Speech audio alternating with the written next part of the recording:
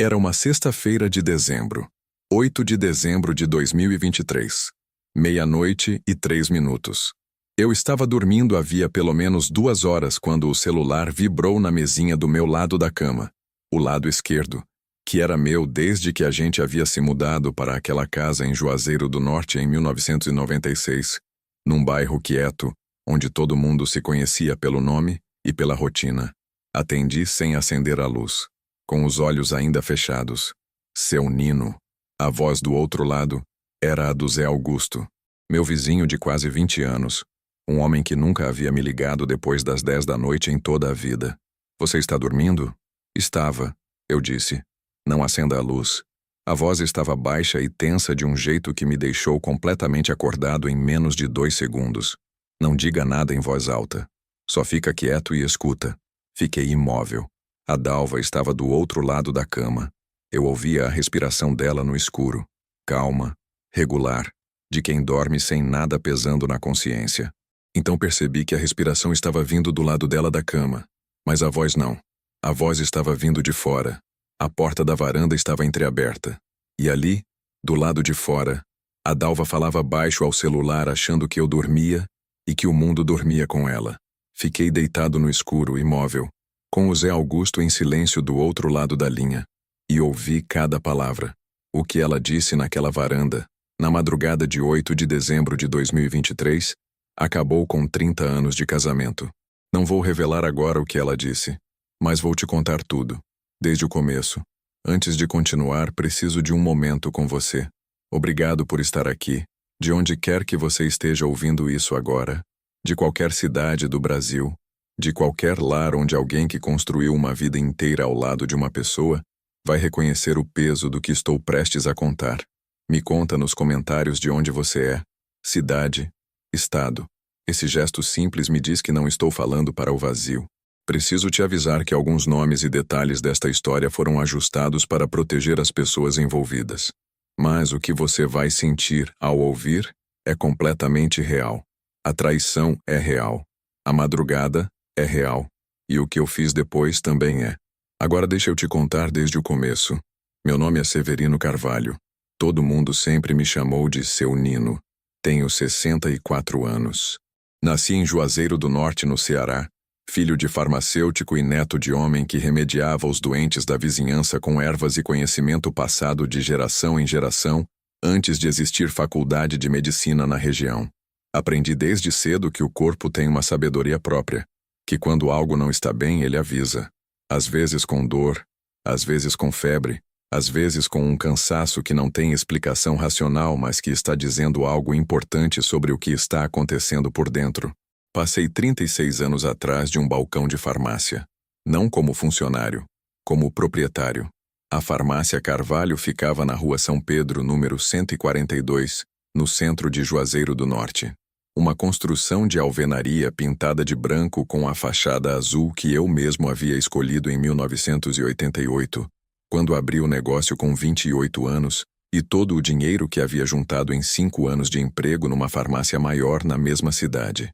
36 anos no mesmo lugar, conhecendo cada cliente pelo nome, pela doença, pela receita de memória, sabendo quem tinha pressão alta, quem tinha diabetes, quem estava em tratamento de depressão e precisava de um rosto amigável quando vinha buscar o remédio. A farmácia não era só comércio, era ponto de confiança de uma comunidade inteira, e eu levava isso mais a sério do que qualquer cifra de faturamento. Quando me aposentei, em março de 2022, vendi o negócio para um rapaz de 32 anos que havia feito faculdade em Fortaleza. Passei 3 meses trabalhando com ele lado a lado, para garantir a transição com respeito aos clientes antigos. Só então fui embora de vez. Deixei o jaleco pendurado na última gaveta do armário da farmácia. Nunca fui buscar. Numa gaveta da minha cômoda em casa, entre documentos e um caderno de receitas antigas que nunca joguei fora, há um frasco de vidro âmbar pequeno. Um frasco do tipo que farmacêutico usa para guardar comprimidos em viagem. Cabia no bolso do paletó, e meu pai nunca saía de casa sem ele. Quando meu pai morreu em setembro de 2004, esse frasco estava na mesinha de cabeceira dele. Eu o trouxe para casa. Nunca coloquei nada dentro, mas nunca joguei fora. É o único objeto concreto que tenho da memória dele. Além das coisas que aprendi com ele sobre remédio, sobre gente e sobre a diferença que existe entre os dois. A Dalva Carvalho tem 61 anos. Nasceu em Crato, a 18 quilômetros de Juazeiro. Filha de comerciante de tecidos. A gente se conheceu em junho de 1991, numa festa do padroeiro, casou em abril de 1994 e teve 2 filhos. O Eduardo, que tem hoje 28 anos e mora em Fortaleza, trabalhando numa empresa de engenharia, e a Cristina, de 25 anos, que está em Recife fazendo mestrado em educação. Nos primeiros 20 anos de casamento, eu não tinha do que reclamar. Não era perfeito. Casamento perfeito não existe, e eu desconfio de quem diz que teve. Mas era bom. Era real. Havia respeito, havia os janeiros difíceis quando o movimento da farmácia caía e a gente precisava apertar o orçamento junto. E havia os dezembros de fartura quando a gente podia respirar mais fundo. Quando o Eduardo foi para Fortaleza e a Cristina para Recife, a casa ficou só nós dois. Pensei que teríamos vida suficiente entre a gente para preencher o espaço sem precisar dos filhos como intermediários. Estava enganado. Em 2020, durante a pandemia, a Dalva começou a ficar mais tempo no celular. Às vezes sorria para a tela com aquele sorriso que não é de notícia engraçada. É de conversa com alguém de quem você gosta de conversar de um jeito específico. Quando eu chegava perto, ela inclinava a tela levemente. Um gesto quase imperceptível, mas automático. De quem protege algo sem admitir que está protegendo. Disse a mim mesmo que era grupo de amigas. Não perguntei. Não devia ter deixado passar.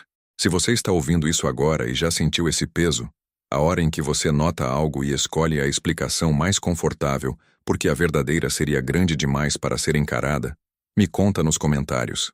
Você já viveu uma traição que veio do lugar em que você menos esperava? Pode ser uma linha só. Só me conta, porque você não está sozinho, e saber disso alivia de um jeito que nenhuma palavra consegue descrever completamente. Se essa história está te tocando, aperta o joinha agora. Esse gesto me diz que alguém está do outro lado ouvindo, e isso significa mais do que parece. E se você ainda não está inscrito nesse canal, me faz esse favor agora. Aperta o botão de inscrever e ativa o sininho, porque o que eu contei até aqui é só o começo. O que a Dalva disse naquela varanda de madrugada achando que o mundo dormia com ela, e o que eu descobri nas semanas seguintes sobre o tamanho real da traição, você não vai conseguir parar de ouvir. Nos vemos no próximo bloco. A mudança de comportamento da Dalva foi lenta o suficiente para ser ignorada mês a mês, e rápida o suficiente para ser óbvia quando você colocava setembro de 2023 ao lado de setembro de 2020. Em 2020, era o celular e os sorrisos escondidos.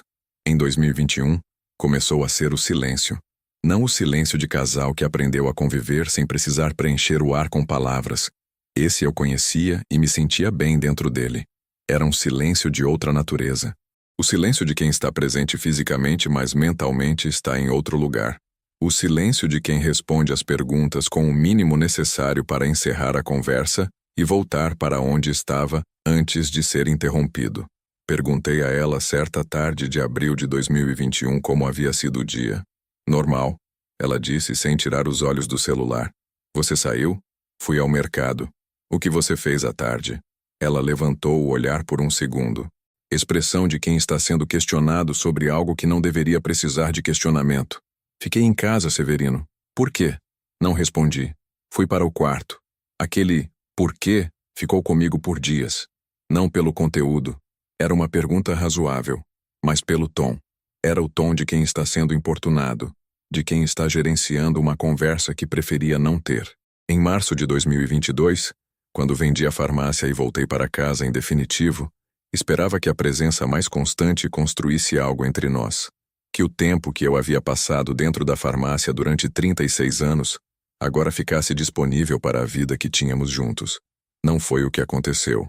A Dalva havia construído uma rotina sem mim durante décadas. Agora que eu estava presente, essa rotina precisava ser ajustada, e ela não queria ajustar. Eu sentia que era um elemento novo numa engrenagem que havia aprendido a funcionar sem minha peça. Não havia encaixe natural. Havia atrito. Em julho de 2022, sugeri que a gente fizesse uma viagem. Fortaleza, para visitar o Eduardo. Uma semana juntos. Ela disse que estava cansada para viajar. Fui sozinho. Fiquei 5 dias com o Eduardo. Quando voltei, a Dalva estava com um humor melhor do que havia estado nos meses anteriores. Não conectei as duas coisas na hora. Conectei depois. Em março de 2023, ela começou a trabalhar como voluntária numa associação de artesanato do bairro, 3 vezes por semana, tarde da terça, quinta e sábado. Não questionei. Era bom para ela ter ocupação. Era bom para mim também ter a casa por algumas horas com um silêncio que eu podia chamar de meu. Mas as tardes foram virando noites. Em maio, na terça-feira, ela chegou às 11 da noite. Disse que haviam tido uma reunião de planejamento e depois um jantar do grupo. Em junho, na quinta-feira, chegou às 10h30. Mesmo argumento. Comecei a perceber que os dias de voluntariado tinham se tornado os dias em que ela estava mais disposta, mais animada, mais parecida com a mulher que eu havia conhecido em 1991 do que com a mulher que havia se instalado no silêncio dos anos recentes. Não perguntei o que estava acontecendo naquelas tardes. Não porque não queria saber, porque havia uma parte de mim que já sabia e que escolhia não confirmar. Quando você passa 36 anos dispensando remédio, aprende que há pacientes que chegam sabendo o diagnóstico e que estão esperando apenas que um profissional confirme o que já viram nos próprios exames. E há pacientes que chegam sabendo, mas que ainda não estão prontos para ouvir de outra boca. Eu era o segundo tipo. Em agosto de 2023, durante um jantar que o Zé Augusto e a Dona Graça promoveram para alguns vizinhos, a Dalva se sentou do outro lado da mesa e passou boa parte da noite com o celular no colo. Numa hora em que todos estavam rindo de uma história que o Zé Augusto contava, ela estava com o olhar baixo na tela e um sorriso que não era para o vizinho. A Dona Graça me olhou naquele momento. Desviou o olhar rapidamente. Mas eu vi. E o Zé Augusto também viu, porque estava do lado dela. Ninguém disse nada naquela noite. Mas algo havia sido comunicado sem palavras, da forma que às vezes é mais clara do que qualquer conversa direta. Em outubro de 2023, tive um episódio de arritmia cardíaca. Uma quinta-feira de tarde, 18 de outubro. Estava sentado na cadeira da sala lendo quando senti o coração descompassar de um jeito que não era normal. Não era a aceleração do susto, nem o ritmo mais forte do esforço físico. Era uma irregularidade, um tropeço dentro do peito que durou talvez 20 segundos e que me deixou com a respiração presa e as mãos levemente dormentes. Chamei a Dalva. Ela estava no quarto. Dalva. Ela veio à porta. O que foi? Sinto que meu coração está irregular. Pode me levar ao pronto-socorro? Ela olhou para mim por um segundo. Depois olhou para o celular que tinha na mão. Você está exagerando? Fiz uma pausa. Não sei. Não quero descobrir tarde. Ela suspirou. Um suspiro curto como de quem foi interrompido no meio de algo importante. Deixa eu pegar a bolsa. No pronto-socorro, enquanto eu estava deitado na maca com os eletrodos do eletrocardiograma colados no peito esperando o resultado, a Dalva ficou sentada na cadeira ao lado. O celular estava na mão. Ela ficou olhando para ele durante boa parte do tempo que esperamos ali. Não me perguntou se eu estava com dor. Não perguntou o que eu estava sentindo. Uma enfermeira jovem que veio verificar minha pressão me perguntou se eu estava bem, se havia alguém da família comigo, se precisava de alguma coisa. Olhei para a Dalva. Ela estava digitando. Estou bem, eu disse para a enfermeira. Obrigado. O eletrocardiograma não mostrou nada grave. O médico disse que era uma extrasístole ventricular, comum em homens da minha idade, que eu deveria reduzir o café e o estresse e fazer acompanhamento com cardiologista, mas que não havia razão de alarme imediato. Voltamos para casa. Na cama naquela noite, deitado de costas com a luz apagada, ouvi a Dalva digitar no celular por talvez 20 minutos antes de dormir. Não disse nada, mas peguei o frasco de vidro âmbar da gaveta da cômoda. Segurei no escuro. Pensei no meu pai. Pensei no que ele diria. Meu pai era homem de poucas palavras, mas de diagnóstico preciso. Passava a vista nos olhos do paciente e já sabia metade do que precisava saber antes de fazer uma pergunta. Dizia que o corpo mente pouco. São as palavras que mentem. Guardei o frasco e fiquei olhando para o teto até o sono chegar. Na manhã seguinte ao telefonema, 9 de dezembro de 2023, um sábado, fui até a casa do Zé Augusto às 7 da manhã. Ele estava na varanda com o café. Me esperava. Colocou uma xícara para mim sem perguntar e ficou em silêncio por um momento depois que eu sentei. Me conta, eu disse. Zé Augusto Ferreira tinha 67 anos, professor aposentado de História, homem de raciocínio claro e temperamento equilibrado que raramente perdia a compostura, e que quando perdia era porque havia motivo real. Em quase 20 anos de vizinhança, ele havia me ajudado a reformar um muro, havia emprestado ferramentas, havia tomado café na minha varanda dezenas de vezes. Era o tipo de vizinho que você esquece que é vizinho e começa a chamar de amigo sem perceber a transição. Ele começou pelo começo. Em setembro de 2023, uma tarde em que eu havia ido ao cardiologista em Fortaleza e havia ficado fora 2 dias, ele havia visto da varanda um carro que não conhecia estacionado em frente à minha casa. Um Corolla prata, placa de Fortaleza, que ficou ali por quase 3 horas. Não havia dito nada. Não era certeza de nada. Em outubro, o mesmo carro havia voltado numa quinta-feira à tarde. Dessa vez ele havia anotado a placa. Não porque havia decidido fazer algo com a informação, mas porque havia uma parte dele que já sabia que um dia a informação seria necessária. Em novembro, o carro havia aparecido mais 2 vezes. E em dezembro, na noite de 8, ele estava na varanda tomando fresco quando ouviu a voz da Dalva do outro lado da parede divisória. As casas eram geminadas com a varanda lateral compartilhando a mesma parede. A noite estava quieta. As palavras chegaram com uma clareza que ele não havia buscado, mas que não conseguiu ignorar. "Me conta o que você ouviu", eu disse. Ele olhou para a xícara de café, depois para mim, e contou. A Dalva estava falando com um homem chamado Renato. Pelo que o Zé Augusto havia entendido do contexto da conversa, era um relacionamento que durava pelo menos 5 anos. O homem morava em Fortaleza. Ela havia mencionado que ele havia estado em Juazeiro em outubro. O Corolla prata, a placa de Fortaleza, às 3 horas estacionado em frente à minha casa, enquanto eu estava no cardiologista. Mas não era só isso. O que havia acabado com 30 anos de casamento não era apenas a existência do Renato. Era o que ela havia dito sobre mim.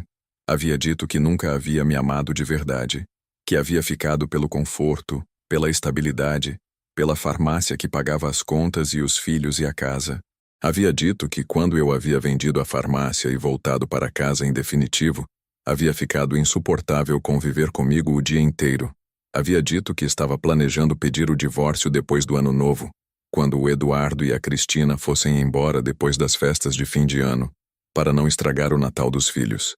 E havia dito mais uma coisa, que havia começado a mover dinheiro para uma conta própria desde março de 2022, o mês em que eu havia vendido a farmácia, e o dinheiro da venda havia entrado na conta conjunta. Aos poucos, ao longo de 20 meses, ela havia transferido R$ 74 mil da conta conjunta para uma conta individual que eu não sabia que existia. Fiquei olhando para o Zé Augusto sem conseguir falar por alguns segundos. R$ 74 mil. 36 anos de farmácia, de balcão, de noite em pé, de Natal sem descanso porque dezembro era o mês mais movimentado. Vendidos, destilados em dinheiro, e parte desse dinheiro movido em silêncio, enquanto eu dormia ao lado dela, achando que estava construindo a aposentadoria de um casal. "Você tem certeza do que ouviu?" Eu perguntei. Não porque duvidasse, mas porque precisava ouvir de novo. "Tenho", ele disse. "Eu ouvi cada palavra, seu Nino. Por isso liguei." Fiquei em silêncio por um tempo longo. O sol estava subindo sobre os telhados do bairro. Cheirava a café e a terra quente de dezembro. Um galo cantou em algum quintal próximo. "O que você vai fazer?" ele perguntou. Peguei o frasco de vidro âmbar que havia colocado no bolso naquela manhã antes de sair de casa. Segurei nos 2 lados. Meu pai dizia que antes de dispensar qualquer remédio, você precisava saber com precisão o que estava tratando. Diagnóstico errado, tratamento errado. Por mais urgente que parecesse a situação, o passo mais importante era sempre o mesmo: entender o que estava diante de você. Eu entendia agora. "Vou precisar de um advogado", eu disse. O Zé Augusto tinha uma indicação: a doutora Patrícia Alencar, 53 anos, especialista em direito de família com escritório na Avenida Padre Cícero, no centro de Juazeiro. Ele havia trabalhado com ela num processo de inventário depois da morte da esposa, e disse que era mulher de precisão, de honestidade direta e de nenhuma tolerância para enrolação. Liguei para ela na segunda-feira seguinte. Ela me atendeu na quarta-feira de manhã. Cheguei com o que tinha: Os extratos da conta conjunta dos últimos 20 meses que havia imprimido no domingo, depois de passar o sábado e o domingo vasculhando o internet banking, com uma atenção que havia despertado só depois da conversa com o Zé Augusto.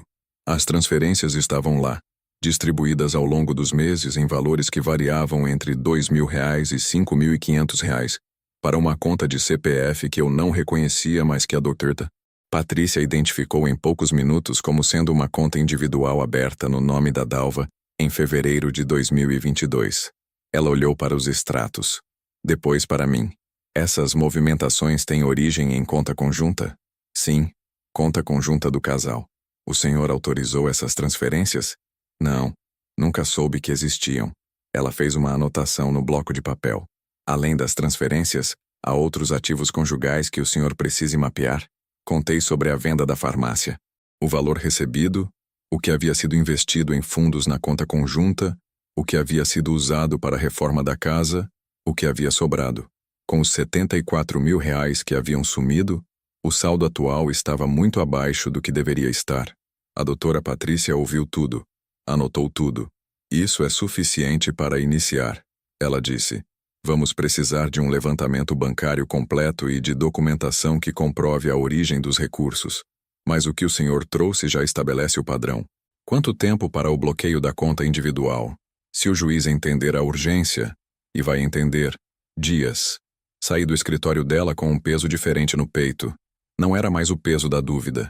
Era o peso de quem sabe o que está enfrentando e sabe exatamente o que vai fazer. Meu pai dizia que remédio certo na hora certa cura. Remédio certo na hora errada não faz nada. E remédio errado em qualquer hora piora. Eu tinha o diagnóstico certo. Agora era a hora certa. Passei os 10 dias seguintes trabalhando em silêncio. Não era o silêncio do homem que não sabe o que fazer. Era o silêncio do farmacêutico que está preparando uma fórmula, que sabe que a pressa pode estragar o resultado e que cada etapa tem a ordem que tem por uma razão. A doutora Patrícia levantou o histórico completo das movimentações. Confirmou os R$74.300 em transferências da conta conjunta para a conta individual da Dalva ao longo de 20 meses. Iniciou o processo de bloqueio cautelar da conta individual e me orientou sobre como proceder com o confronto. Ela recomendava que houvesse uma reunião formal no escritório, com ela presente, para garantir que tudo fosse documentado e que nenhuma situação pudesse ser usada depois. Concordei. Mas antes da reunião formal, havia algo que eu precisava fazer por conta própria. Na noite de 18 de dezembro de 2023, 10 dias depois da madrugada na varanda, sentei à mesa da cozinha depois do jantar. A Dalva estava lavando a louça. Eu havia esperado esse momento, ela de costas, sem o celular na mão, sem rota de fuga imediata para um cômodo diferente. Dalva, eu disse. Que foi? Vem sentar um minuto?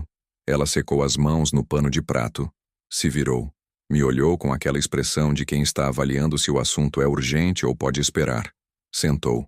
O que foi, Severino? Coloquei sobre a mesa os extratos da conta conjunta com as transferências destacadas em círculos que eu mesmo havia feito com caneta vermelha. Ela olhou para o papel. Não disse nada. R$74.300. Eu disse.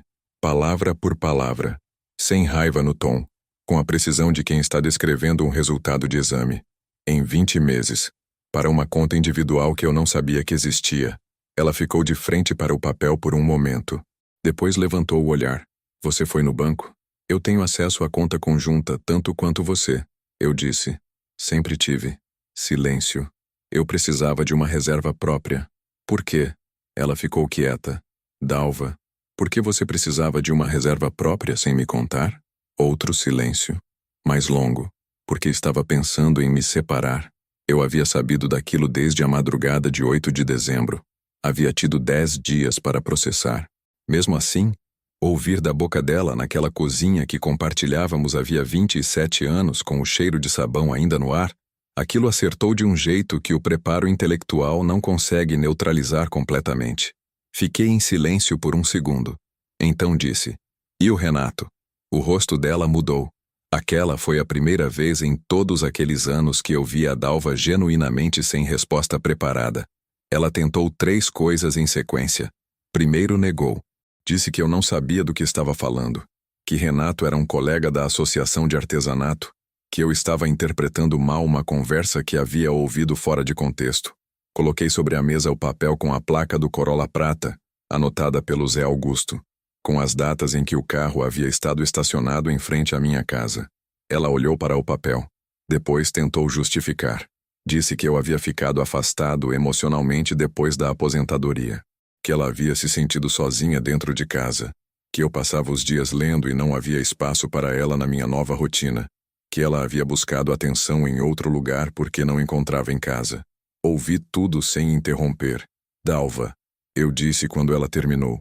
Você disse que nunca me amou de verdade, que ficou pela estabilidade. O rosto dela ficou imóvel. Você disse isso na varanda na madrugada de 8 de dezembro. Você achava que eu estava dormindo e que ninguém estava ouvindo. Ficou assim por um longo momento, imóvel, com aquela imobilidade de quem está recalculando tudo de uma vez e percebendo que os números não fecham mais a seu favor. Quem te contou? Ninguém me contou, eu disse. Eu ouvi. Mais silêncio. Por fim, ela tentou negociar. Disse que podíamos conversar, que havia forma de resolver isso sem advogado, sem processo, sem expor a família, que o Eduardo e a Cristina não precisavam saber de tudo o que havia acontecido.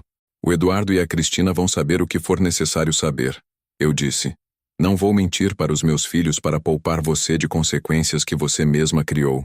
Ela me olhou por um tempo que não soube medir. E pela primeira vez desde que eu havia me sentado naquela mesa, vi algo no rosto dela que parecia remorso de verdade. Não pela traição. Acho que essa parte ela havia processado há tempo demais, para que o remorso ainda fosse possível ali, mas pelo fato de haver subestimado quem eu era.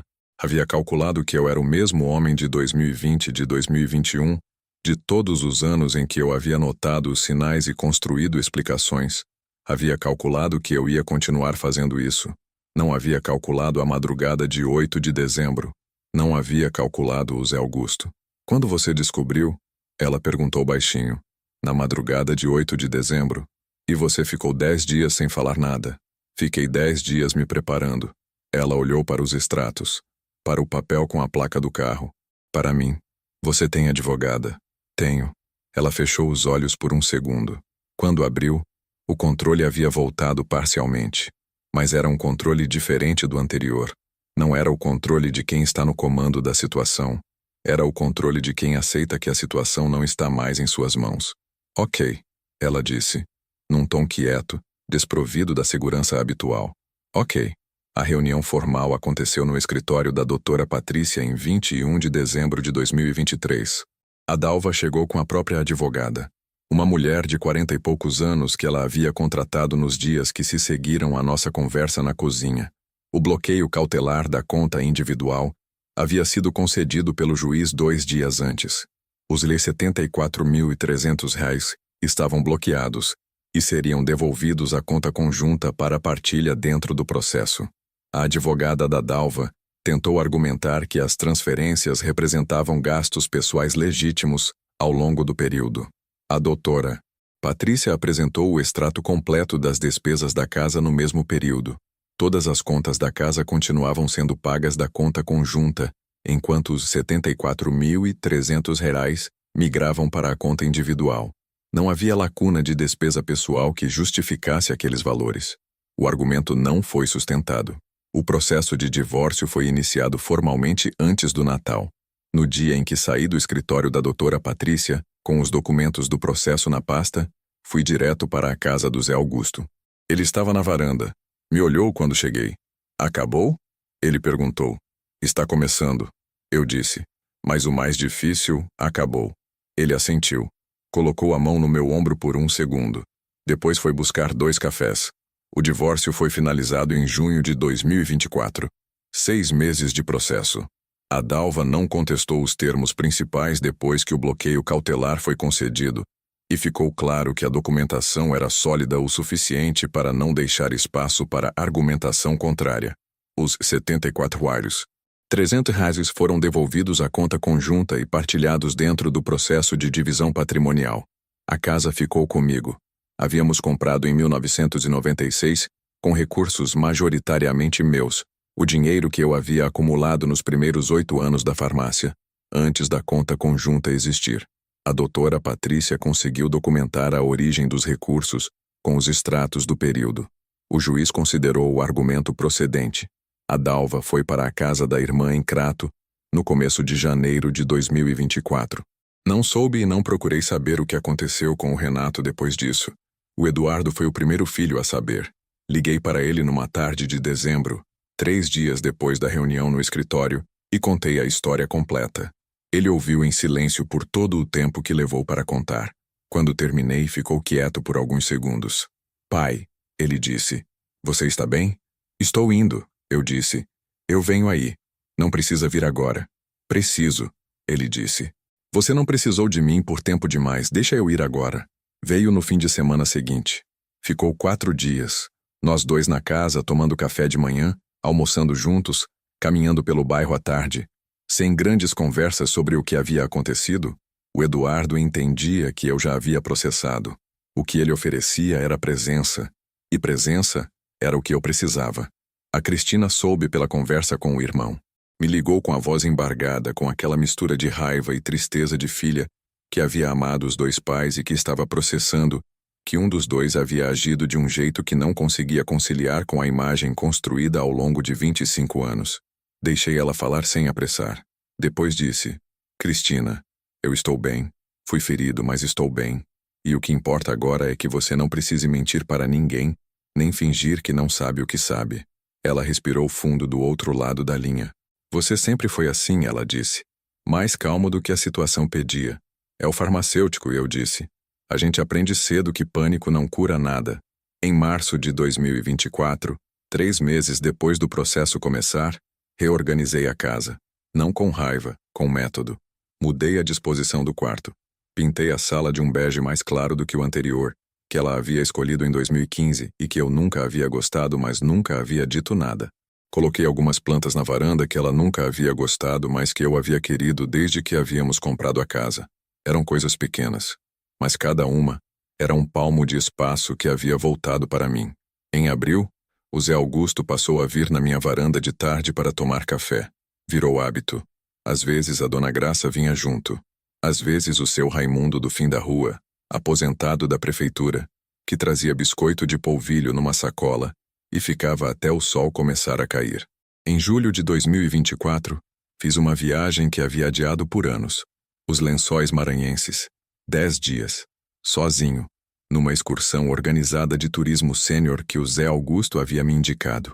Homens e mulheres de 60 e tantos anos, a maioria com histórias que não precisavam ser contadas para serem percebidas no jeito de olhar e de caminhar. Nas dunas dos Lençóis, numa tarde de sol forte de julho, com a água azul das lagoas contrastando com o branco da areia em todas as direções, tirei o frasco de vidro âmbar do bolso. Segurei olhando para ele. Pensei no meu pai, na botica, nas ervas, no diagnóstico que ele dava olhando nos olhos do paciente antes de fazer uma pergunta. Pensei que talvez ele tivesse visto desde cedo coisas em mim que eu demorei para ver em mim mesmo. Mas ele também havia me ensinado que diagnóstico tardio não é razão de vergonha. É motivo de tratamento imediato. O tratamento havia sido feito. Guardei o frasco no bolso. E fui até a beira da lagoa.